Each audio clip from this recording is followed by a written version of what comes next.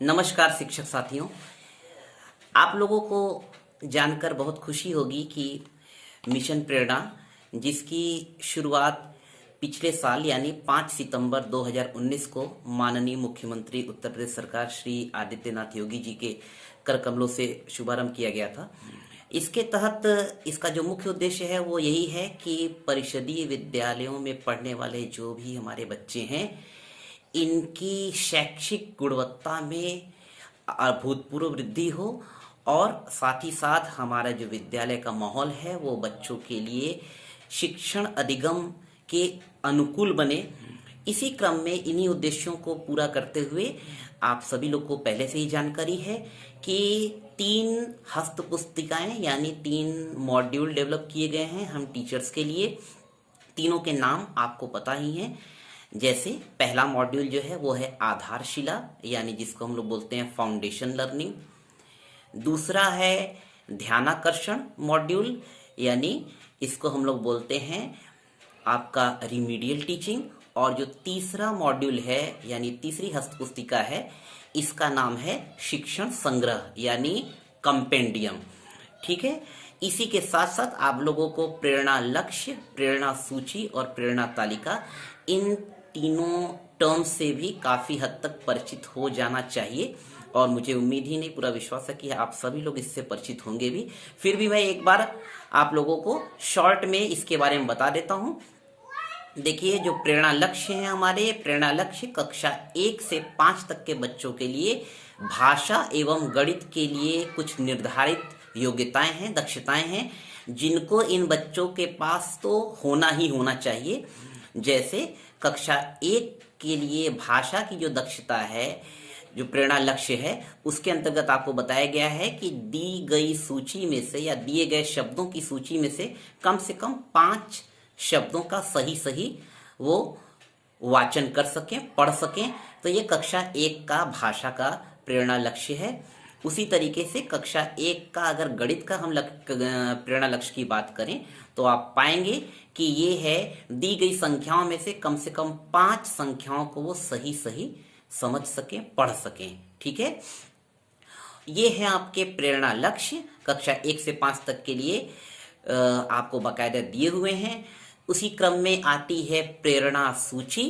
प्रेरणा सूची यह क्या है? ये कक्षा 1 से 5 तक के बच्चों में कौन कौन सी दक्षताएं हमको विकसित करनी है, उनका एक समूह है, जिसमें कक्षा 1 और 2 के बच्चों के लिए 14 दक्षताएं, और भाषा और गणित दोनों में, और साथ ही साथ कक्षा 3, 4 और 5 के लिए 16 दक्षताएं इसमें वर्णित की गई हैं। यह है आपकी प्रेरणा सूची। और उसके बाद हम बात करेंगे प्रेरणा तालिका की। तो जो प्रेरणा तालिका है वो एक तरीके से आपकी जो प्रेरणा सूची है उसी का एक्सटेंशन है। इसमें क्या किया गया है कि इसमें लेफ्ट साइड में आप देखेंगे कि आपको सभी दक्षताएं वर्णित की गई हैं, और दाहिने साइड में कॉलम बने हुए हैं जिसमें आपको इंडिकेट करना है कि आपके विद्यालय की किस कक्षा का कौन सा बच्चा किस डेट पे उस निर्धारित दक्षता को प्राप्त कर चुका है, उसको हमको मेंशन करना है। ठीक है, तो इन तीनों पर मैंने आपको एक ऑडियो बनाकर भेजा भी था, वो मैंने पहले ही बना दिया था। आज के इस वीडियो के माध्यम से मैं चर्चा करना चाहूँगा आपकी जो तीसरी हस्तपुस्तिका है, यानी तीसरा जो मॉड्यूल है जिसका नाम है शिक्षण संग्रह यानी कंपेंडियम, मैं इस पे बात करना चाहता हूँ। देखिए, इस मॉड्यूल में आपको टोटल 6 भाग मिलेंगे, 6 पार्ट में डिवाइडेड है, जिसमें आज मैं चर्चा करूंगा केवल पार्ट 1 और पार्ट 2 की। ठीक है, पार्ट 1 और पार्ट 2 की हम चर्चा करेंगे। तो देखिए, इसका जो प्रथम अध्याय है यानी प्रथम भाग है, उसमें बताया गया है कि शिक्षण संग्रह की अवधारणा क्या है और इसकी आवश्यकता क्या है ना। सबसे पहला जो प्रश्न आपके मन में उठ रहा होगा वो ये कि आखिर शिक्षण संग्रह की हमको आवश्यकता क्या है, क्यों इसको हमको पढ़ना चाहिए। तो देखिए, मैं आपको बता दूं कि यह जो मॉड्यूल है यह पूरी तरीके से हमारे आपकी शिक्षण तकनीकों में, शिक्षण कौशल में एक सकारात्मक परिवर्तन आए। अगर आप पहले से अच्छा कर रहे हैं तो और अच्छी तरीके से अपने शिक्षण कौशल को में वृद्धि करें, उस उद्देश्य से बनाया गया है।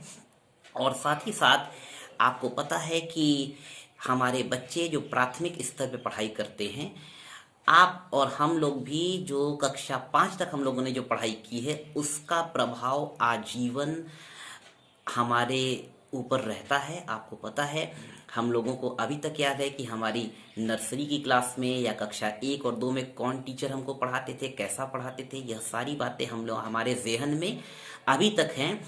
ये सारी घटनाएं यह सिद्ध करती हैं कि प्राथमिक स्तर तक बच्चों की जो शिक्षा हो रही है, उसकी गुणवत्ता निहायत ही जरूरी है, जिसके लिए हम लोगों को कोई भी कोर कसर नहीं छोड़ रखनी है। और इसी के लिए हमारी इसी सहायता के लिए इस शिक्षण संग्रह को विकसित किया गया है।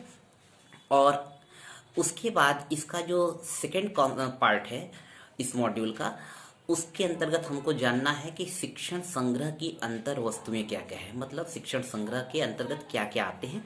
इंक्लूजन ऑफ कंपेंडियम, ठीक। तो इंक्लूजन ऑफ कंपेंडियम, आप देखिए इसमें कई सारे आपको खंड मिलेंगे, कई सारे पार्ट हैं। इसमें जो पहला है वो है कि प्रभावी शिक्षण कैसे हो, यानी इफेक्टिव टीचिंग कैसे हो। आपको पता है कि अगर हमारी टीचिंग इफेक्टिव होगी तभी हमारे विद्यालयों में, कक्षाओं में पढ़ने वाले बच्चों की लर्निंग यानी उनका जो अधिगम है वह भी बेहतर होगा, बशर्ते हमारी शिक्षण की जो गतिविधियां हैं, जो शिक्षण की तकनीकी हैं, उनमें नयापन हो और वह पूरी तरीके से चाइल्ड सेंटर्ड यानी बाल केंद्रित हो। ठीक है, तो प्रभावी शिक्षण कैसे करें, मुझे अच्छी तरह से पता है कि हमारे बीच से ही आप जितने लोग हैं, आप सब अपने आप में ज्ञान के अथाह सागर हैं। आपकी योग्यता, आपकी टैलेंट का कोई भी तोड़ नहीं है। बस आवश्यकता है तो इस बात की कि अभी तक अगर वह इधर उधर बिखरे हुए फॉर्म में थी तो उसको हमको एक प्रॉपर डायरेक्शन में चैनलाइज कर देना है, उसको एक सही दिशा दे देनी है, बस यही उद्देश्य है। अदरवाइज हम और आप सभी लोग पहले से ही इस काम को भरपूर उम्मीद, उत्साह और जोश के साथ हम लोग पहले से ही करते आ रहे हैं। लेकिन इसके माध्यम से हमको शिक्षण संग्रह में जो दी गई गतिविधियां हैं, इनके माध्यम से हमको इसको और आसान बनाने में मदद मिलेगी। बस इतना ही है। इसको किसी भी तरीके से नकारात्मक या अपने ऊपर भार के रूप में हमको नहीं लेना है कि अरे हमको यह मॉड्यूल पढ़ना है, इसी तरीके से करना है, ऐसा कुछ नहीं है। आप इसमें लिखी गई बातों से भी और हट के और भी अलग तरीके से कर सकते हैं। हाँ, बस ध्यान हमको यही रखना है कि वह सब बच्चों के लिए एकदम उपयोगी हो और बाल केंद्रित हो। ठीक है, तो प्रभावी शिक्षण कैसे हो, इसके लिए जब आप अपने मॉड्यूल का पेज ओपन करेंगे तो उसमें इंग्लिश के जो हमारे लेटर्स हैं A to Z, alphabet ABCD से लेकर Z तक जो एक एक लेटर हैं, हर एक लेटर से को व्यापक रूप में बनाते हुए हर एक लेटर से आपको एक एक चीज लिखी हुई मिलेगी। जैसे उसकी जो पहली सीढ़ी है प्रभावी शिक्षण की, उसमें पहला टर्म है ए फॉर है एक्टिव इन्वॉल्वमेंट, है ना। एक्टिव इन्वॉल्वमेंट का मतलब हुआ सक्रिय भागीदारी, है ना। सक्रिय भागीदारी का मतलब ये है कि आपकी कक्षा में जो भी बच्चे पढ़ रहे हैं, आप जो भी उनको पढ़ा रहे हैं, यह हमारा और आपका कर्तव्य है कि आप ध्यान दें, हम ध्यान दें कि हर एक बच्चा उस चीज को सीखने के लिए तत्पर दिखे। ऐसा नहीं हो कि क्लासरूम की फ्रंट बेंच पे जो बैठे हुए बच्चे हैं वह तो इस चीजों को देख रहे हैं, समझ रहे हैं, लेकिन जो पीछे वाले कुछ बच्चे हैं वो अपनी अलग ही दुनिया में खोए हुए हों, उनको पता ही नहीं कि क्लासरूम में टीचर भी है। तो सक्रिय सहभागिता, सक्रिय साझेदारी का मतलब यही हुआ एक्टिव इन्वॉल्वमेंट का, कि हर एक बच्चा सीखने के लिए तत्पर हो और वह सक्रिय रूप से क्लासरूम में फिजिकली और मेंटली दोनों तरीके से प्रेजेंट हो। इसकी जिम्मेदारी हमको देखनी है। दूसरा क्या है, दूसरा जैसे दिया हुआ है बी, है ना। मैं पूरा नहीं बताऊंगा, मुझे कुछ कुछ जो बहुत अच्छे लगे मैं खाली उसी को एक्सप्लेन कर दे रहा हूं। जैसे इसमें बी लेटर से जो बनाया है बिजी क्लासरूम, यानी व्यस्त कक्षा। तो देखिए यहाँ पे व्यस्त कक्षा है, अस्त व्यस्त कक्षा नहीं है ना। बिजी क्लासरूम से अभिप्राय है कि आप अपनी शिक्षण गतिविधियों के माध्यम से बच्चों को इतना व्यस्त रखें कि बच्चे हंसी हंसी में चीजों को सीख जाएं, है ना। ऐसा भी ना हो कि आपकी क्लास पूरी तरह से एकदम खाली हो, आप बैठे हैं पता ही नहीं चल रहा है और बच्चे अपनी दुनिया में व्यस्त हैं और उनको पता ही नहीं चल रहा है कि हाँ हमको पढ़ना भी है, कॉपी भी निकालनी है। ऐसा कुछ नहीं है।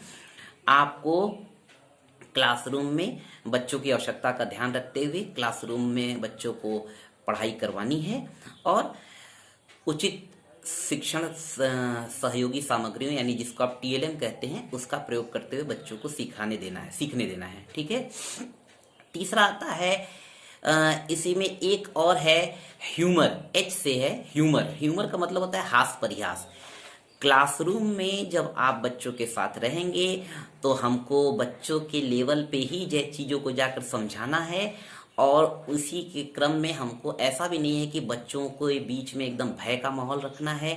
हास्य परिहास यानी हंसी और मजाक के साथ कहानियों चुटकुलों के माध्यम से बच्चों को खुश रखते हुए ताकि उनका दिमाग पूरी तरह से एक्टिव हो, सक्रिय हो और वो जो चीज़ें बताई जाए उसको आसानी से वो समझ सकें। हास्य परिहास के साथ हम लोग को आगे बढ़ना है बाल केंद्रित शिक्षण तकनीकों का सहारा लेते हुए। इसी में जो सबसे लास्ट लेटर जेड आता है एबीसीडी का, जो लास्ट लेटर जेड है उससे एक टर्म लिखा हुआ है ज़ील, ZEAL, ज़ील। ज़ील का मतलब है उत्साह एवं उमंग। आप और हम जब क्लासरूम में घुस रहे हों तो किसी भी कंडीशन में हमारे ऊपर जो पारिवारिक दबाव है या किसी भी प्रकार का मानसिक दबाव है, अगर हमारे ऊपर किसी चीज़ की टेंशन है तो वह बच्चों के सामने परिलक्षित नहीं होनी चाहिए, है ना। ये नहीं कि हम क्लासरूम में घुसे और बच्चों से कह दिए कि यार आज तुम लोग किताब निकाल के पढ़ो और आज हमको बहुत टेंशन है। ऐसा हमको नहीं करना है। जब भी क्लासरूम में हम घुसें तो हम मुस्कुराते हुए घुसें और बच्चों को ऐसा लगना चाहिए कि नहीं, हमारे सामने जो शिक्षक आए हैं हमको पढ़ाने के लिए वो पूरी तरह से तत्पर हैं हमको पढ़ाने के लिए। यह विश्वास बच्चों के मन में आना चाहिए। ठीक है। तो इस तरीके से प्रभावी शिक्षण के लिए जो सीढ़ी बनाई गई है ए से जेड तक, आप एक एक लेटर देखेंगे बहुत सिंपल है। जैसे डी फॉर डेमोन्स्ट्रेशन है ना। डेमोन्स्ट्रेशन मतलब प्रदर्शन। आप सपोज करिए कि हम लोग अगर पौधों के विभिन्न भागों के बारे में बच्चों को बता रहे हैं कि बच्चों देखो ये तना है, ये पत्तियां हैं, ये कली है, ये जड़ है, तो बहुत सिंपल सी बात है कि आप किसी एक बच्चे को अपने आसपास जो भी कोई घास या कोई पौधा उगा हुआ है उसको भेज दें, या बच्चे को न भेजें, आप खुद जा सकते हैं, जाकर एक पौधा उखाड़ कर लेते आए। और बेटर होगा कि आप 3-4 बच्चों के साथ जाएं और किसी एक बच्चे से कहें कि बेटा तुम इसको उखाड़ो। जब वो उखाड़ेगा तो उसके बाद आप उससे पूछिए कि तुमको इस पौधे को उखाड़ने में मेहनत लगी तो कि आसानी से उखड़ गया, तो कहेगा कि सर मेहनत लगी। तो आप उसके आधार पे उसको बता सकते हैं कि इसका मतलब है कि जो पौधे की जड़ थी इसने मिट्टी को मजबूती से पकड़ा हुआ था और इसी की मदद से पौधा इस भूमि पर खड़ा था। और फिर आप जड़ में मूलरोम दिखा सकते हैं, पत्तियां दिखा सकते हैं। तो ये प्रदर्शन जब बच्चे एकदम ऑन द स्पॉट अपनी आंखों के सामने देखेंगे तो इसका उनके मन मस्तिष्क पर गहरा असर पड़ेगा और वो चीज़ों को आसानी से सीखेंगे, है ना। तो इस तरीके से आप प्रभावी शिक्षण के लिए विभिन्न प्रकार की सीढ़ियाँ ए से जेड तक हर एक लेटर का डिस्क्रिप्शन आप देख सकते हैं उसमें। और इसी तरीके से फिर आगे उसमें एक टर्म आता है कि शिक्षण योजना। शिक्षण योजना क्या है, क्यों है और इसको हमको कैसे इम्प्लीमेंट करना है। तो सबसे पहले तो एक प्रश्न जो हम लोग के दिमाग में यह उठ रहा है काफी समय से कि भाई आखिर हम जब अभी तक ऐसे पढ़ा ही रहे थे तो हमको शिक्षण योजना यानी टीचिंग प्लान बनाने की आवश्यकता ही क्यों है। क्यों हम टीचिंग प्लान बनाएं, क्यों ना हम नॉर्मल जैसे पहले पढ़ा रहे थे उसी तरीके से पढ़ाएं। तो आपका प्रश्न तो गलत नहीं है, लेकिन यह एक तरफा है। देखिए है क्या कि ये उसी तरीके से है कि अगर आपको किसी शहर में जाना है और आप बिना तैयारी के गए हैं तो आप इधर उधर भटक जाएंगे, है ना। तो बेटर होगा कि हम लोग अपने पास एक पॉइंट आउट कर लें कि हमको यहाँ इतने बजे हम पहुंचेंगे तो हमको इस होटल में जाना है, फिर यहाँ से हमको इस टूरिस्ट प्लेस का दर्शन करना है, घूमना है और उसके बाद फिर हमको सही समय पे आ जाना है। तो जब यह प्लान आपके दिमाग में चार्ट आउट रहेगा, आपके दिमाग में प्लान पहले से बना रहेगा, तो ऐसी कंडीशन में आपके पास ऊहापोह की स्थिति नहीं होगी, नहीं आप घबराएंगे। तो जो शिक्षण योजना है ये क्या है कि बच्चों के अंदर हमको किस प्रकार के लर्निंग आउटकम देखने हैं, वह बच्चा निर्धारित लर्निंग आउटकम में से कितना प्राप्त कर चुका है, कितना शेष है, और किस प्रकार के टीएलएम का, किस प्रकार के टॉपिक को पढ़ाते समय हमको उपयोग करना है, इन सारी चीज़ों को लेके हम एक प्लान बनाते हैं। वही हमारा टीचिंग प्लान है, जो हमको एक दिशा निर्देश देता है, एक गाइडलाइन प्रोवाइड करता है कि भाई आगे का जो ये पाठ हम पढ़ाने जा रहे हैं उसके लिए अब बच्चों को किस तरीके से हम मोटिवेट करें, है ना। इसी में प्रभावी शिक्षण के ही क्रम में एक और टर्म आता है आईसीटी का प्रयोग। आईसीटी इंग्लिश है, इसका लेटर है, इसका मतलब है इंफॉर्मेशन एंड कम्युनिकेशन टेक्नोलॉजी, मतलब संचार, सूचना एवं संचार तकनीकी। आप लोग को पता है कि इस समय लगभग बहुत सारी चीजें टेक्नोलॉजी बेस्ड हो गई है ना। हमारी आपकी जितनी ट्रेनिंग्स हो रही हैं वो सब भी दीक्षा ऐप के माध्यम से हो रही है। रीड अलोंग ऐप से आप सभी लोग परिचित हैं, है ना। दीक्षा ऐप है, और आपको यह भी जानकर खुशी होगी कि आप केवल हम ही आप नहीं, हमारे विद्यालय में पढ़ने वाले जो बच्चे हैं, जिनके अगर एक व्यक्ति के पास भी यह मोबाइल है तो अगल बगल के आसपास के कई लोगों को इन सारे ऐप्स की जानकारी है, स्मार्टफोन चलाना जानते हैं। तो हमको क्या करना है कि इसी इंफॉर्मेशन एंड कम्युनिकेशन टेक्नोलॉजी का अपनी शिक्षण गतिविधियों में भी प्रयोग करना है। दीक्षा ऐप पे आपको पता है आपके हर चैप्टर से रिलेटेड बहुत सारी सामग्री है, ऑडियो वीडियो के माध्यम से आप उसको भी बच्चों को दिखा सकते हैं।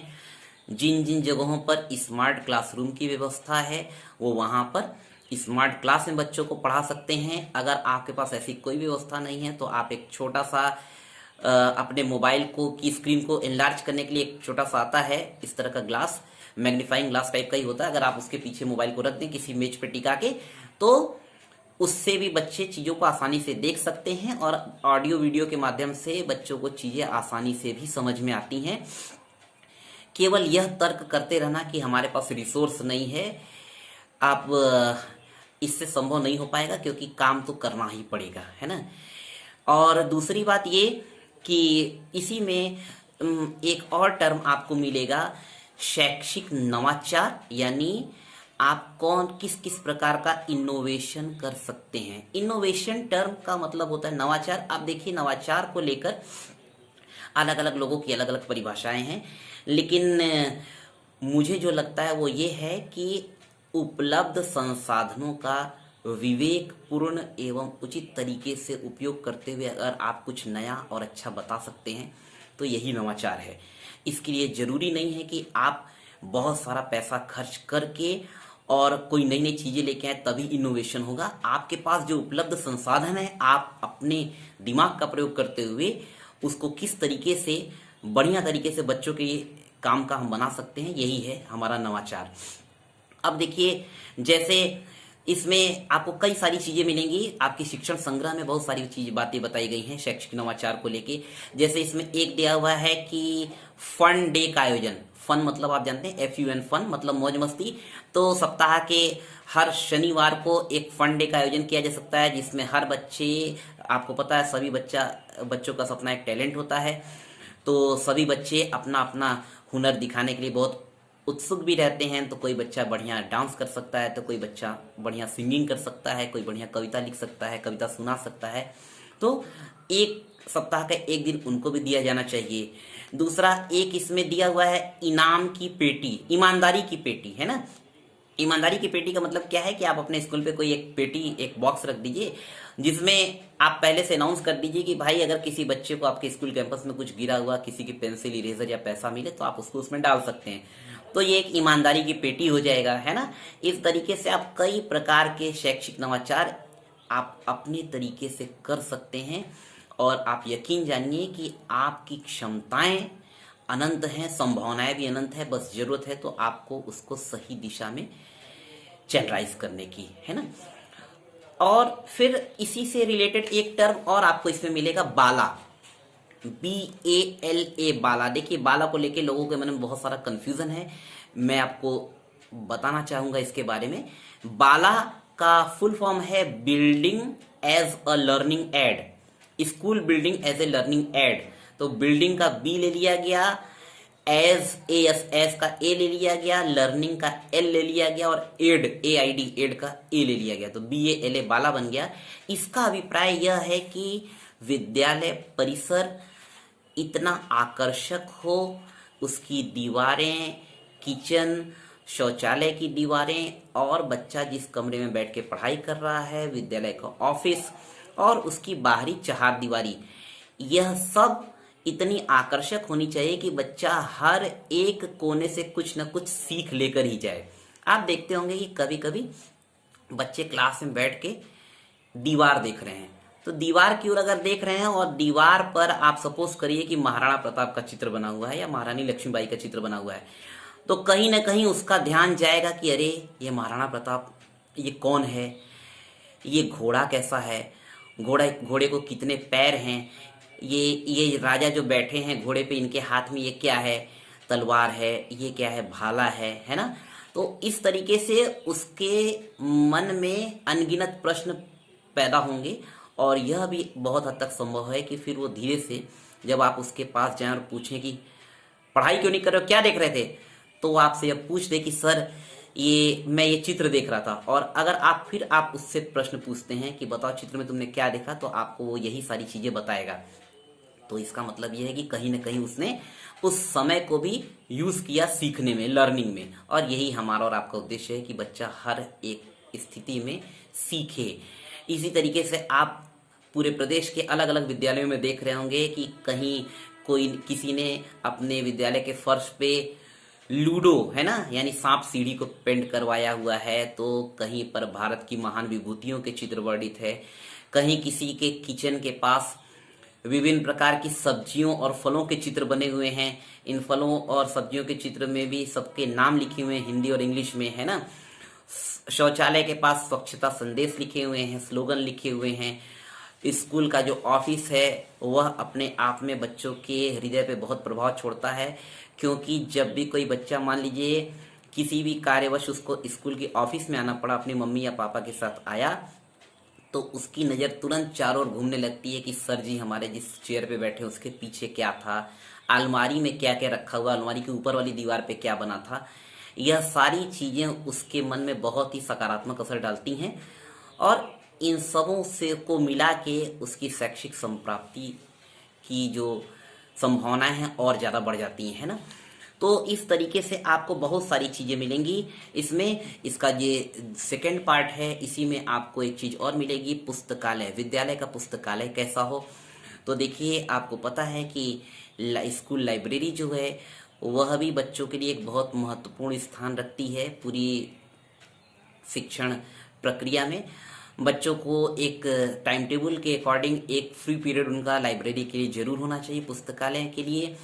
पुस्तकालय में पुस्तकों को आप रैक में तो रख ही सकते हैं, साथ ही साथ ज़्यादा बेटर होगा कि हम लोग एक रस्सी बांध पुस्तकों को उस पर लटका दें, है ना। क्लासरूम में अगर पुस्तकें ऐसे लटकी होंगी तो बच्चों का ध्यान उसके कवर, और किसी भी पुस्तक पे कवर नहीं चढ़ाना है।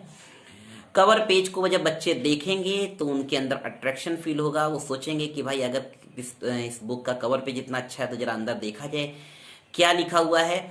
हो सकता है कि 1 और 2 के जो बच्चे हैं वो खाली किताब को लेके इधर उधर पलटें, लेकिन वो पलटने में भी अपने हिसाब से वो सीख रहे होंगे, क्योंकि वो चित्र देख रहे हैं। चित्र में कहीं किसी पक्षी का चित्र बना है, किसी पशु का चित्र बना है, किसी फल का चित्र बना है, सब्जी का चित्र बना है, घर है, दीवारें हैं, सड़क है, गाड़ी घोड़ा कुछ भी बना है, तो वो अपने हिसाब से उसमें सीखेंगे। इसमें आपको बहुत ज़्यादा परेशान होने की आवश्यकता नहीं कि अरे 1 और 2 के बच्चों को हम लाइब्रेरी में भेज कर क्या करेंगे, है ना। तो इस तरीके से बहुत सारी चीजें आपको दी हुई हैं शिक्षण संग्रह के इस द्वितीय खंड में। साथ ही साथ बच्चों की अधिगम संप्राप्ति, यानी उन्होंने कितना लर्निंग कर लिया है, इसको लेके मीटिंग कैसे करनी है, पेरेंट्स के साथ मीटिंग करनी है, और साथ ही साथ स्कूल के जो टीचर्स हैं उनके साथ भी स्कूल के जो हेडमास्टर सर हैं वो मीटिंग करेंगे। और इन सबों के साथ मैं अब इसमें बहुत ज़्यादा चीज़ें नहीं हैं, आप आराम से देख सकते हैं। बस सबसे जो मुख्य बातें हैं वो यही है कि हमको इन मॉड्यूल्स को भार के रूप में नहीं लेना है, बड़े आसानी से पढ़ लेना है इसको, और एक राउंड अगर आप पढ़ लेंगे तो ये फिर कभी भूलने वाला नहीं है। क्योंकि आप आए दिन सुनते रहेंगे कि कहीं भी कोई पहुंचा आपके यहाँ तो आपसे इन्हीं मॉड्यूल्स के बारे में पूछेगा, तो बेटर है कि हम लोग उसको पढ़ के अपने कार्य के प्रति अपनी जवाबदेही का सबूत भी दें कि नहीं, हम लोगों ने इसको पढ़ा है। और टीचिंग प्लान को लेके मैं कुछ और बातें करना भी चाहूँगा। देखिए, जो टीचिंग प्लान है इसमें कुछ पॉइंट्स दिए हुए हैं, उसी के अकॉर्डिंग, उसी निर्धारित प्रारूप पे आपको इसको बनाना है। जैसे सबसे पहले कॉलम में आपने बना दिया दिनांक क्या है, समय क्या है, कितने ड्यूरेशन का आपका क्लास है ना, किस कक्षा को आपको पढ़ाना है। फिर रहेगा प्रकरण, कौन सा प्रकरण है, और फिर शिक्षण अधिगम प्रक्रिया में सहायक सामग्री यानी टीएलएम कौन सा यूज करेंगे, और उसके बाद इसमें शिक्षण के पूर्व क्या स्थिति है, शिक्षण के प्रारंभ में क्या होगा, शिक्षण के पश्चात क्या होगा, पुनरावृत्ति प्रश्न होंगे, और बच्चों का गृह कार्य होगा यानी प्रदत्त गृह कार्य, उनको हम असाइनमेंट क्या देंगे। और सबसे लास्ट में है आपका एक तो कि शिक्षक की भावी योजना। तो शिक्षक की भावी योजना का अभिप्राय यही है कि आपने जो लर्निंग आउटकम डिसाइड किया था, मतलब आपने अगर डिसाइड किया था कि मेरे यह प्रकृति की सीख कविता पढ़ाने के बाद सभी बच्चे अगर इस कविता को वो अपने से पढ़ सकते हैं, और मान लीजिए 20 बच्चे हैं, 20 में से मान लीजिए केवल 15 बच्चे अभी पढ़ पा रहे हैं कायदे से, तो 5 बच्चे नहीं पढ़ पा रहे हैं, तो उन 5 बच्चों के लिए थोड़ी सी डिफरेंट टाइप की और आसान शिक्षण योजना बनाएंगे ताकि वो उसको आसानी से पढ़ सकें। यही कुल मिला के है शिक्षण संग्रह यानी कंपेंडियम। और मुझे लगा कि इस विषय पर मुझे आप लोगों से बात करनी चाहिए, तो इसीलिए मैंने यह वीडियो आपके लिए तैयार किया है। और अगर किसी प्रकार की कोई त्रुटि रही हो तो उसके लिए क्षमा प्रार्थी हूँ। जय हिंद और नमस्ते।